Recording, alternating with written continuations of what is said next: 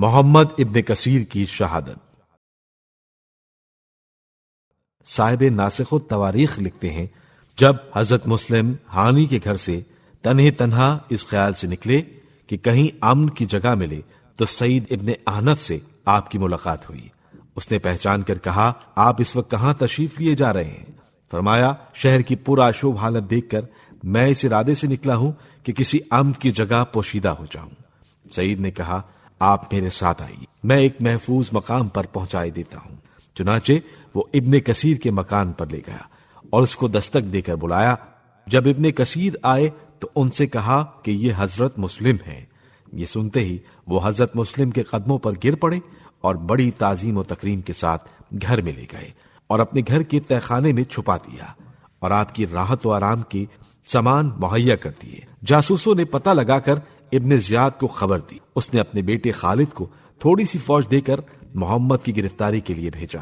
وہ گیا اور محمد ابن کثیر کو ماں ان کے بیٹوں کے گرفتار کر کے لے آیا، لیکن حضرت مسلم کو ہر چند ان کے گھر میں تلاش کیا، کہیں نہ ملے۔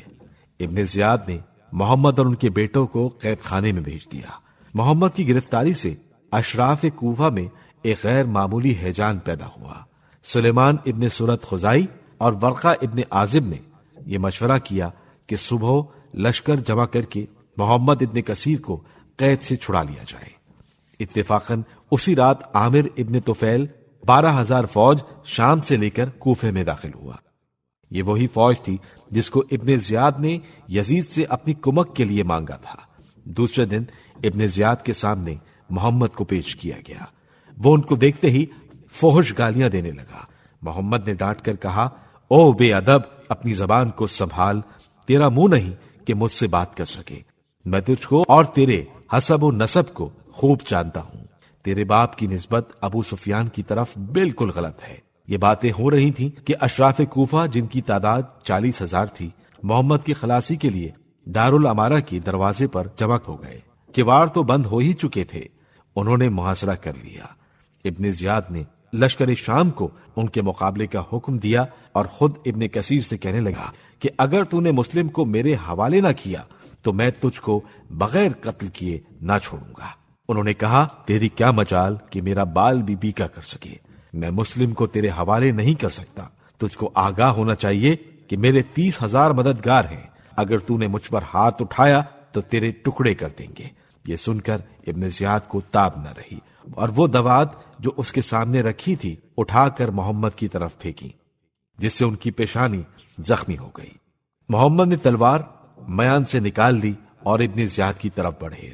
سپاہیوں نے ان کو پکڑ لیا۔ ابن زیاد کا غلام معقل ان کے سامنے آ گیا۔ محمد نے ایک تلوار مار کر اس کو 2 ٹکڑے کر ڈالا۔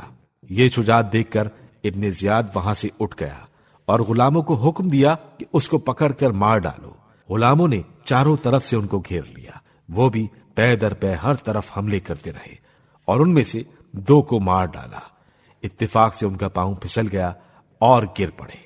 ابن زیاد نے موقع پا کر ان کو پکڑ لیا۔ محمد کے بیٹے بھی لڑائی میں مشغول رہے۔ ابن زیاد کی جماعت کو متفرق کر کے چاہتے تھے کہ دروازے سے نکل جائیں۔ انہوں نے ابن زیاد کے 21 سپاہیوں کو قتل کیا۔ آخر ایک غلام نے اپنی تلوار سے انہیں بھی قتل کر ڈالا۔ ابن زیاد نے حکم دیا کہ محمد اور اس کے بیٹوں کے سر کاٹ کر اہل کوفہ کی جماعت میں پھینک دو۔ چنانچہ ایسا ہی ہوا۔ اس پر بھی کوفیوں نے لڑائی نہ روکی اور صبح سے شام تک برابر اس کا سلسلہ جاری رہا۔ جب شام ہو گئی تو سب لوگ اپنے گھروں کو واپس گئے۔